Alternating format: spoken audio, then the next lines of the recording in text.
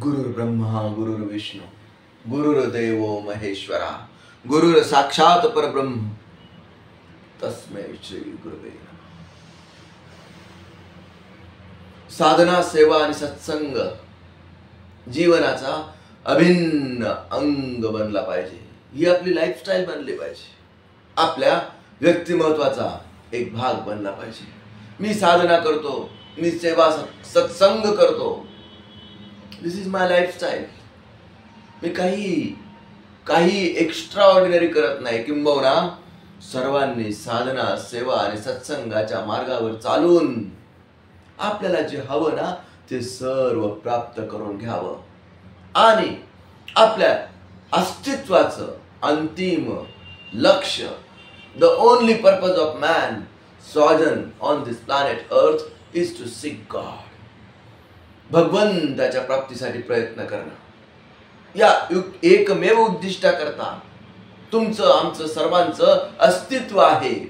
हे आपल्याला जेवढ्या लवकर समजेल, जेवढ्या लवकर उमजेल, जेवढ्या लवकर आपण त्याला आत्मसात करू, तेवढं आपलं जीवन सुंदर होईल। जीवन सुंदर आहेच, पण त्याला अजून सुंदर बनवण्याचा मार्ग म्हणजे क्रियायोग। हा जो क्रियायोग साधनेच्या माध्यमातून मी तुम्हाला दररोज शिकवतो, हा महर्षी पतंजली क्रियायोग आहे। महर्षी पतंजली ऋषींनी अष्टांग योगात याचं वर्णन करून ठेवलेलं आहे। सकाळी उठल्यावर रिकाम्या पोटी मस्तपैकी आवळ्याचा रस टाकून, 2 चमचे मध टाकून 1.5 ग्लास पाणी प्यावं। थोडस वॉर्मअप झाल्यानंतर भस्त्रिका प्राणायाम करावा आणि स्वतःला ऊर्जान्वित करावं। भस्त्रिका प्राणायामाच्या माध्यमातून चित शक्तीचं रूपांतर प्राण शक्तीत होतं। कपालभाती प्राणायामाच्या माध्यमातून याच प्राण शक्तीचं रूपांतर 72,000 नाड्यांपर्यंत प्राण ऊर्जेच्या रूपाने सगळीकडे डिस्ट्रीब्यूट केलं जातं। अनुलोम विलोम प्राणायामाच्या माध्यमातून हीच प्राणशक्ती आपल्या प्रत्येक अवयवांमध्ये बॅलन्स केली जाते। एखादं इलेक्ट्रॉनिक इन्स्ट्रुमेंट असतं आणि त्याच्यात इम्बॅलन्स निर्माण झाला की जसं त्याला कॅलिब्रेट करावं लागतं, अगदी तसंच आपलं हे शरीर आपल्या आत्म्याचं एक साधन आहे, साधन। आणि या साधनाला, या उपकरणाला आपण दररोज कॅलिब्रेट केलं तर दिवसभर सेवेसाठी आपल्याला याचा सदुपयोग करता येईल। आणि म्हणून सकाळी उठल्यानंतर पहिलं काम करायचं, जसं आपण रोज मोबाईल चार्ज करतो ना, तसं पहिलं काम करायचं, पतंजली क्रियायोग करायचा, ऊर्जान्वित व्हायचं आणि या ऊर्जेचा उपयोग दिवसभर सेवा आणि सत्संगासाठी करायचा। बघा तुमचं जीवन कसं ट्रान्सफॉर्म होतं। This is pure science and this is science beyond science. This is the science of transformation. Transformation from brute to man, man to good man, and good man to God. देव पहावयासी गेलो आणि देवची होऊन गेलो, असा मनुष्यातून देवत्व प्रकट करण्याची ही साधना आहे।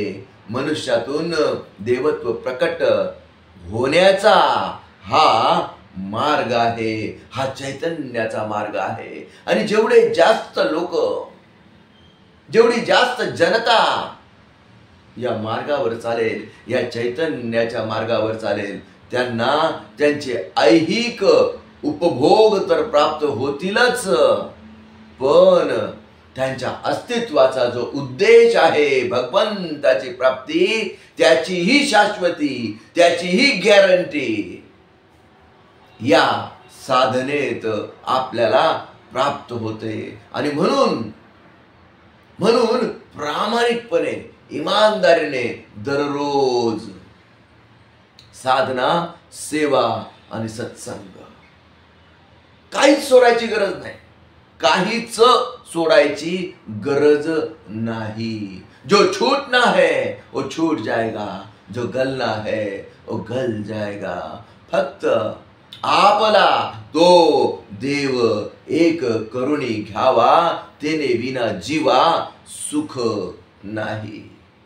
खरा आनंद, अखंड आनंद, परम आनंद, सच्चित आनंद जर प्राप्त करून घ्यायचा असेल तर भौतिक जीवनातला हा खंडित आनंद आणि तो अखंड आनंद, हा फरक आपण समजून घेतला पाहिजे. आणि बऱ्याच वेळा सर्वांना कन्फ्युजन असतं की अरे चैतन्याचा मार्ग, अध्यात्माचा मार्ग, स्पिरिच्युअलिटीचा मार्ग म्हणजे आपल्याला काही सोडावं लागेल की काय.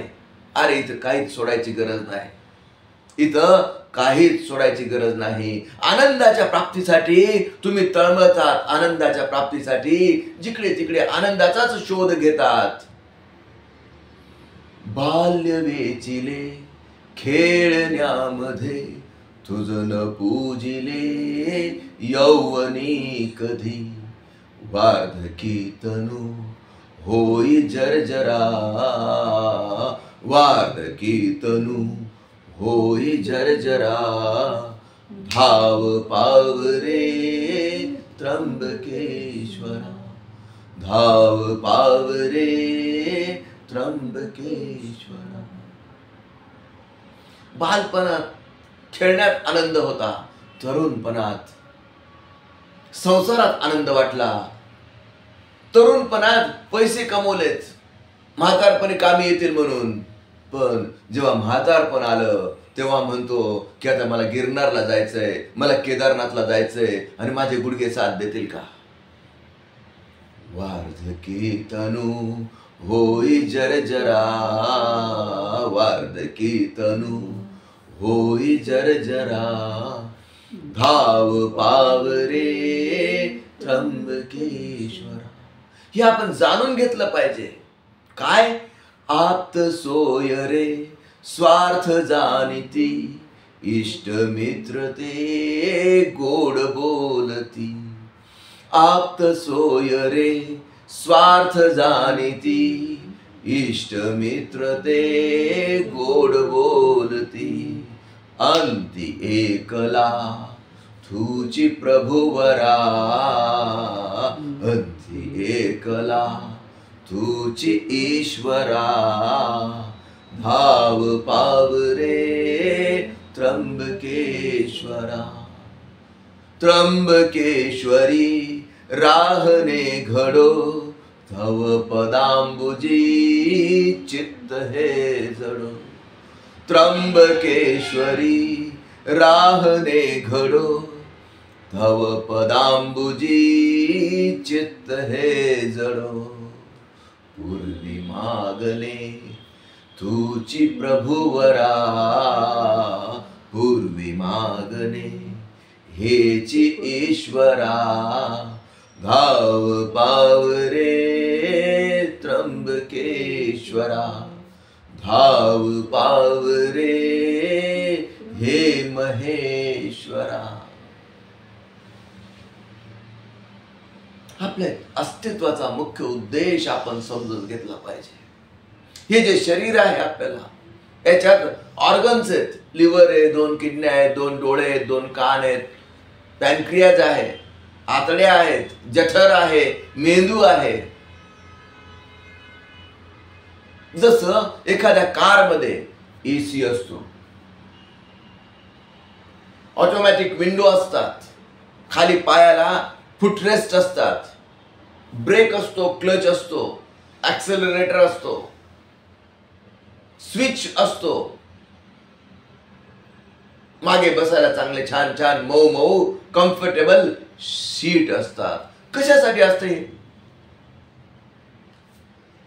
ड्रायव्हर आणि मध्ये बसणाऱ्याच्या लक्झरीसाठी असतं, त्याच्यासाठी असतं. हे मध्ये बसणाऱ्याने, ड्रायव्हरने याचा उपयोग करून ती गाडी सुव्यवस्थित चालवणं अपेक्षित असतं. अगदी तसंच हे शरीर आणि या शरीराचे वेगवेगळे अवयव त्या आत्म्याच्या लक्झरीसाठी आहेत. आणि आपण काय करतो? दारू पिऊन लिव्हर खराब करतो, गुटखा खाऊन जिभेचा कॅन्सर होतो, मुखाचा कॅन्सर होतो. कॅन्सर होईपर्यंत आपण गुटखे खात बसतो आणि आपण आपल्या स्वतःच्या शरीराचे पुर्जे अवयव ऑर्गन्स खराब करून घेतो. आत्म्याच्या लक्झरीसाठी, परमात्म्याच्या प्राप्तीसाठी हे शरीर आपल्याला साधन प्राप्त झालेलं आहे. आणि या शरीराचा आपण व्यवस्थित मेंटेनन्स करून त्या आत्म्याला परमात्म्यापर्यंत पोहोचवण्याचा या साधनरूपी शरीराचा उपयोग केला पाहिजे. मनुष्य जीवनात साधारण 100 वर्ष आपल्याला मिळतात. लिमिटेड काळाकरता हे शरीर उसनवार आपण या निसर्गाकडून घेतलेलं आहे. या पंचमहाभूतांपासून, पृथ्वी, आप, तेज, वायू आणि आकाश, या पंचमहाभूतांपासून हे शरीर आपण उसनवार घेतलेलं आहे. भाड्याच्या खोलीत हा आत्मा राहतोय साधारण 100 वर्ष. आणि त्याच्यातले पहिले 25 वर्ष ब्रह्मचर्य आश्रम. याच्यात काय करावं? नॉलेज, पॉवर, विजडम आणि स्किल जमा करावं. 25 ते 50 हा गृहस्थाश्रमाचा काळ आहे. या गृहस्थाश्रमात काय करावं? संसार करावा नेटका, दिसू देऊ नये कुठे फाटका, परमार्थाचा चुटका असू द्यावा. जे नॉलेज, पॉवर, विजडम, स्किल तुम्ही पहिल्या 25 वर्षात जमा केलंय ते अप्लाय करून मस्त पैसे कमवावेत. नीतीने, धर्माने. धर्म, अर्थ, काम आणि मोक्ष. नीतीने आणि धर्माने अर्थार्जन करून 25 ते 50 या कालावधीत तुमच्या ज्या इच्छा, आकांक्षा, कामना आहेत त्या पूर्ण करून घ्याव्यात. आणि आपण 50 वर्षापर्यंत जगलो तर पुढचे 50 ते 75 पर्यंत या संसारातली आसक्ती हळू कमी करावी. त्याला म्हणतात वानप्रस्थाश्रम. आणि जर 75 पर्यंत टिकलोच तर 75 नंतर आता उरलो उपकारापुरता आसक्ती रहित जीवन जगून संन्यास आश्रमाचा स्वीकार करावा. हेच आपलं सनातन ज्ञान आहे.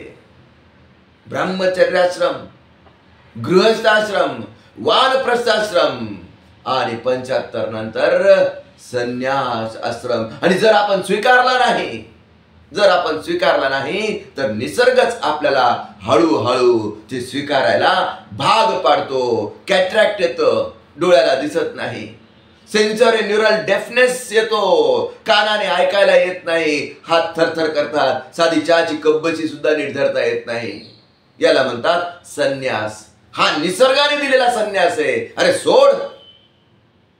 निमित्ताचा धनी, निर्मिलाचे प्राणी, माझे म्हणून तोही वाया गेला. याची जाणीव निसर्ग आपल्याला वयाच्या 75व्या वर्षानंतर करून द्यायला सुरुवात करतो. आणि म्हणून शरीर म्हातारं व्हायच्या आतच निसर्गाने आपल्याकडून एक अवयव काढून घेण्याच्या आतच त्या अवयवांमधली आसक्ती आपण हळूहळू कमी केली पाहिजे. आणि जीवनाचं मुख्य लक्ष भगवंत प्राप्तीच्या दिशेने आपण वळलं पाहिजे. कारण असंही जेव्हा तुम्ही हे इहलोक सोडून जाणार तेव्हा बरोबर काहीच घेऊन जाता येत नाही.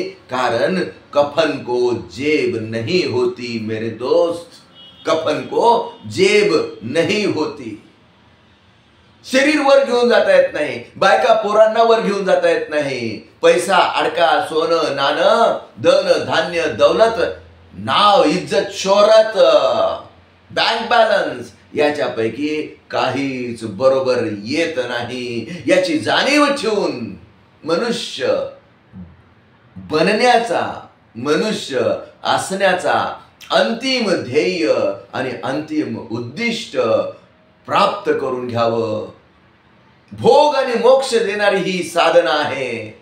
सकाळी पतंजली क्रियायोग करा, त्याच्याने तुम्हाला आपोआपच शरीर स्वास्थ्य प्राप्त होईल. शरीर माध्यम खलु धर्म साधन. असं सुदृढ शरीर प्राप्त झालं ना की मन विकार रहित करून टाकावं. आणि असा शुद्ध भाव, असं शुद्ध मन भगवंताच्या चरणाशी, भगवंताच्या नामस्मरणात अखंड लीन करून टाकावं. यालाच म्हणतात मनुष्य देहाचं सार्थक होणं. आणि असं सगळ्यांचं जीवन सार्थक व्हावं. सगळ्यांनी जर मनुष्य जन्म प्राप्त केलेला आहे, म्हणजे माझ्या समोर बसलेल्यांविषयी मी बोलतोय, जर मनुष्य म्हणून तुमचं अस्तित्व तुम्हाला मान्य असेल, तर मनुष्य होण्याचं अंतिम लक्ष्य मनुष्य देहाची अज्ञाने सच्चित आनंद ही पदवी घेणे, एवढा अधिकार नारायणे कृपा दृष्टी दिला. असा सच्चिदानंद तुम्हाला प्राप्त व्हावा. जीवनाचं अंतिम लक्ष्य, भगवंत प्राप्तीचं लक्ष्य तुमचं पूर्ण व्हावं. सेल्फ रिअलायझेशन, आत्मसाक्षात्कार, गॉड रिअलायझेशन, परमात्म प्राप्ती, अपरोक्ष प्राप्ती करून घेता यावी, या शुभेच्छेसह आजचा हा सत्संग आपण संपवत आहोत. श्री गुरुदेव दत्त.